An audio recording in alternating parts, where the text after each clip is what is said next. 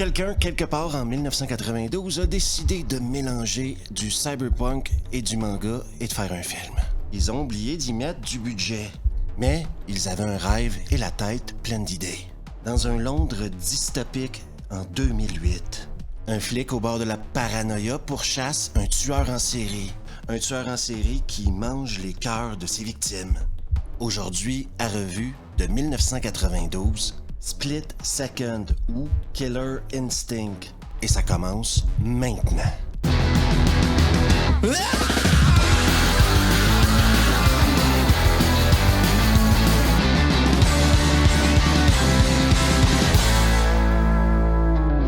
Où chaque jour qui passe ressemble un peu plus à une nuit sans fin. Le film commence par un scroll qui nous apprend que le réchauffement climatique a fait une victime, la ville de Londres. How dare you! You have stolen my dreams and my childhood with your empty words.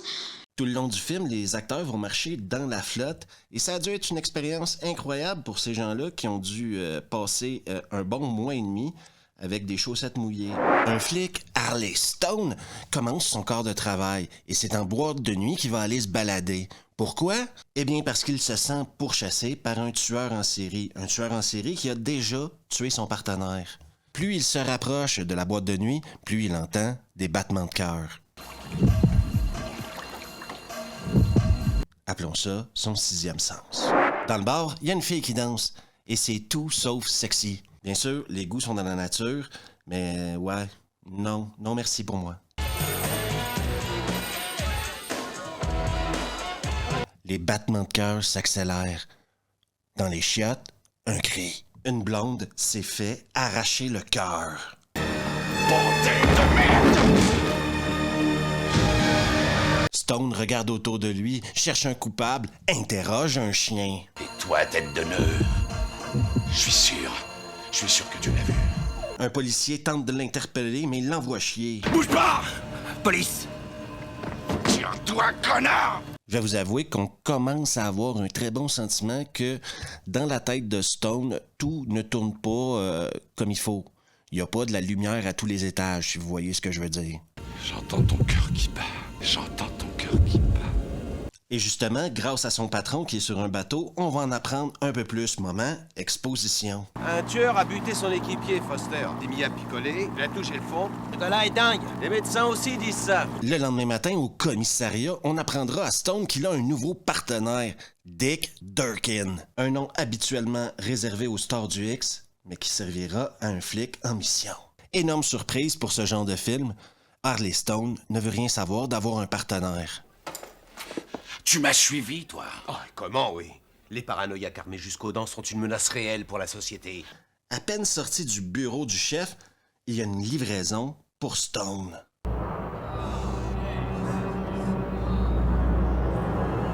Par chance, le truc a été livré au commissariat. Trentaine de flics qui sont présents. Quelqu'un a dû voir quelque chose. Est-ce que l'un d'entre vous a vu celui qui a livré ça? Personne? Peut-être les flics avec le pire sens de l'observation qu'on n'a jamais eu à revue. Mais bon, pour essayer de se calmer, ce que Harley Stone va faire, c'est qu'il va aller méditer là où la fille est morte hier. Bordel, mais qu'est-ce que vous foutez là? J'essaie de réfléchir, ça t'emmerde? Autre scène de crime, autre problème. Au plafond, un indice. Et là, un triangle inversé à l'intérieur d'un cercle, ça a un rapport avec les sciences occultes, oui. Et ce coup-là, le tueur a laissé pour Stone le flingue de son ancien partenaire qui l'a tué. Comment savez-vous que c'est pour vous? Ça appartenait à mon équipier.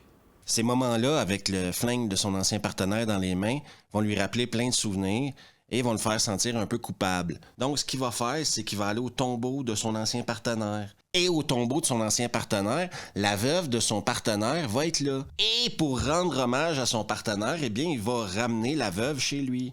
La veuve, jouée par Kim Cattrall, et elle s'appelle Michelle. C'est au moins une soirée.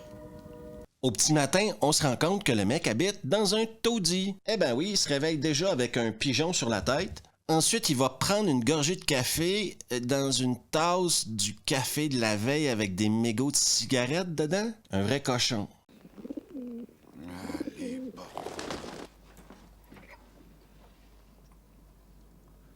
Salut toi, savais-tu qu'à chaque fois que quelqu'un regarde une vidéo de revue sans s'abonner, un petit chiot meurt? Voudrais-tu voir cette bête mourir? Bien sûr que non, alors abonne-toi juste ici et on retourne maintenant à Killer Instinct. Prends soin de toi, Harley. Fais comme ton pote Dick Durkin qui lui est en train de faire son tai chi sur le capot de sa bagnole.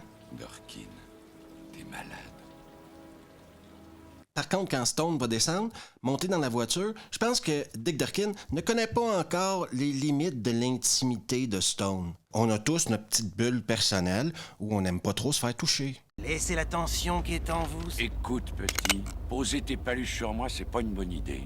Autre truc dégueu, Michelle va se réveiller dans son appart tout pourri et elle va voir qu'il lui a laissé des chocolats en forme de cœur sur le frigo. Un frigo tellement crasse que juste à le regarder, t'as un petit peu de vomi qui te remonte dans la gorge. Et elle va prendre un des chocolats et le manger.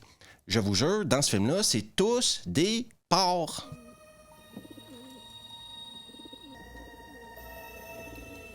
Après un petit déjeuner copieux à l'anglaise, ils vont recevoir un appel comme quoi il se passerait des trucs tout pourris près de chez lui. Saute dans la bagnole, passe devant sa piole et grâce à son oreille hyper aiguisée, il va entendre un cri dans son appartement. Oui, il est dans sa voiture et il va entendre quelqu'un crier dans son appart. Mais je t'ai entendu crier. Ah oui, tout à coup, l'eau est devenue glacée. Peut-être que son oreille aiguisée s'était trompée parce qu'il entend maintenant un deuxième cri à l'étage du dessous. C'est sa voisine d'en bas. Quand ils descendent dans l'appart, rentrent dans l'appart, Durkin est tellement excité qu'il veut rentrer en premier, mais c'était une erreur tactique. Et là, si vous vous demandez où la majorité du budget est passée, eh bien, c'est en faussant. Parce que quand il arrive dans la salle de bain, on parle ici d'une boucherie. D'une véritable boucherie.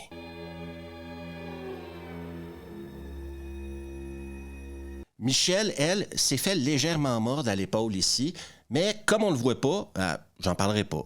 En tout cas, j'en parlerai pas tout de suite. De toute façon, pour le moment, Harley Stone a un flashback, oui, et on se rend compte, grâce à son flashback, qu'il a une cicatrice super cool.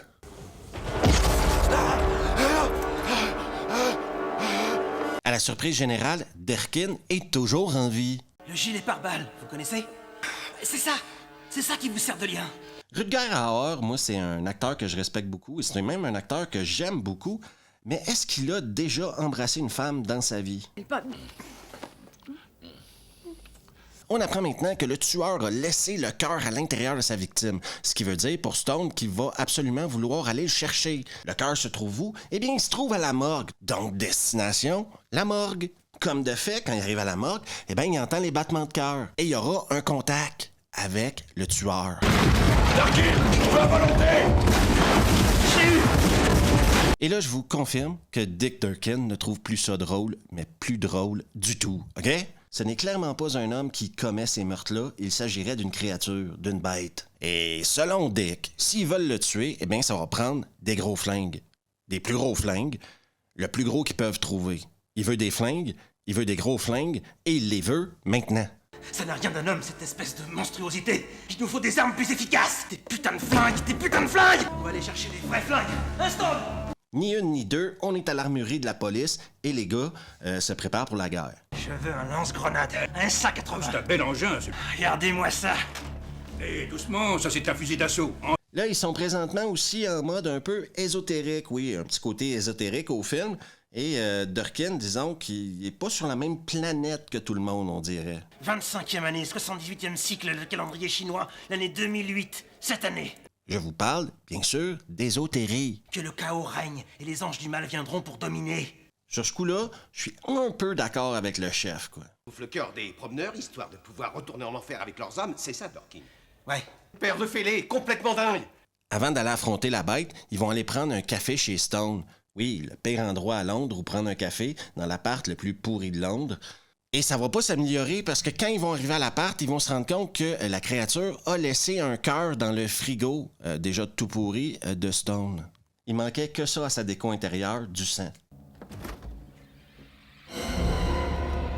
Et si vous vous demandez, mais Steve, quel genre de flic est Harley Stone? Eh bien, Harley Stone est le genre de flic que les preuves à conviction, là, il s'en bat les steaks, OK?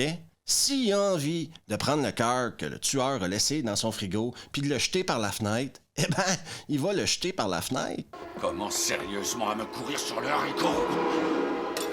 Durkin et Stone croient maintenant que la prochaine victime du tueur serait Michelle. Oui, celle qui a été légèrement mordue à l'épaule plus tôt dans le film. Veuve de l'ancien partenaire de Stone. Question de la garder en sécurité, ben Stone va rester près d'elle. Sauf que pendant qu'il protège Michelle, c'est Durkin qui va se faire kidnapper et il va finir dans la valise de sa bagnole. Inquiétez-vous pas, la créature l'a pas tué. Au lieu de le tuer, la créature a été beaucoup plus créative. Ce qu'elle a fait, c'est que, vous vous souvenez du truc qu'on a vu au plafond? Eh bien, elle l'a mis au couteau sur son ventre. Son fameux symbole. Stone a un flash de génie. Il se rend compte que ce truc-là, en réalité, ben, c'est une carte qui mène au repère de la créature. Posez pas de questions, vous n'aurez pas de mensonges. Et ça tombe super bien parce que pendant qu'il s'occupait de Dick, eh bien, la créature a kidnappé Michelle. Logique. Avant de s'en aller et après avoir admiré la carte, on peut dire que Stone, il est un peu salaud, quoi. C'est pas très gentil, ce qu'il fait. S'il se trouve là, alors, Michel aussi. Un clodo va les guider dans les souterrains de Londres, sous la nappe phréatique. Je sais pas trop ce que ça veut dire, mais c'est ce qu'ils disent dans le film, donc je vous le dis. Au moins, on sait qu'on s'en va vers le duel final et on sait que les gars sont motivés. Et c'est avec moins de 6 minutes à faire au film que le réalisateur va enfin décider de nous présenter la créature en question.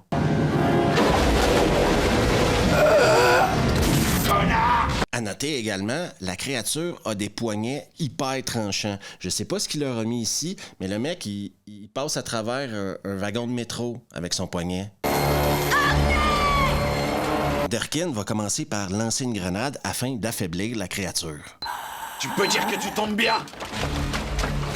Stone va électrocuter la créature déjà affaiblie. Ça suffit! Mais comme la créature n'est toujours pas morte, Stone va prendre son courage à deux mains, enfoncer son bras droit directement dans le corps de la créature et lui arracher le cœur.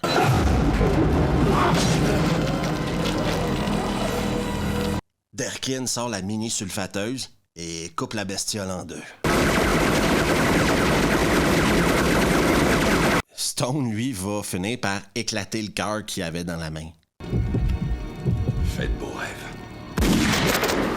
La créature est morte, enfin morte, je dirais, et c'est la fin de Split Second ou Killer Instinct. Commençons d'abord par discuter du titre Split Second, qui en Europe est devenu Killer Instinct. On rit souvent des titres québécois qui deviennent complètement débiles, mais pourquoi prendre un titre en anglais pour y donner un autre titre en anglais? Là, je le comprends pas. Sinon, parlons du film. T'as à avoir de l'ambition, et ce film-là a de l'ambition à ce niveau-là à peu près. Le problème, c'est qu'il y a un budget à ce niveau-là. Donc, oui, ils ont plein de super bonnes idées, mais ils ont clairement pas le budget pour les mettre à l'écran. Et le plus gros défaut de ce film-là, ça reste et ça demeure la créature. Une pâle copie de ce que Guy Guerre peut faire dans une mauvaise journée, ou un genre de Venom tout pourri. La preuve principale que la créature est tout pourrie, c'est qu'on la voit à peine 5 ou 6 plans dans tout le film. Ils savaient très bien qu'ils avaient manqué leur coup avec ça. Mais parfois, en tant que fan de films qui ont des ambitions comme ça, t'es prêt à laisser passer quelques petits détails. Parce que c'est le genre de film qu'on fait très peu souvent, parce que c'est un film dont j'admire énormément l'ambition, et c'est un film, après l'avoir regardé 2 fois cette semaine, je me dis qu'il existe un univers dans lequel aujourd'hui on pourrait prendre cette histoire-là, la placer dans le temps de manière un peu plus réaliste, et en faire une super bonne série télé. Je crois que ce concept-là ferait une super bonne série télé. Autre fait important à retenir dans ce film-là, c'est la performance de Rutger Hauer, qui lui joue la paranoïa avec...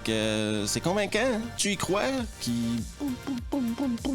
Et le casting qui l'entoure est très juste, ça va, on se prend assez au sérieux pour que ça ait pas l'air ridicule, l'idée de courir après une créature qui bouffe des cœurs humains.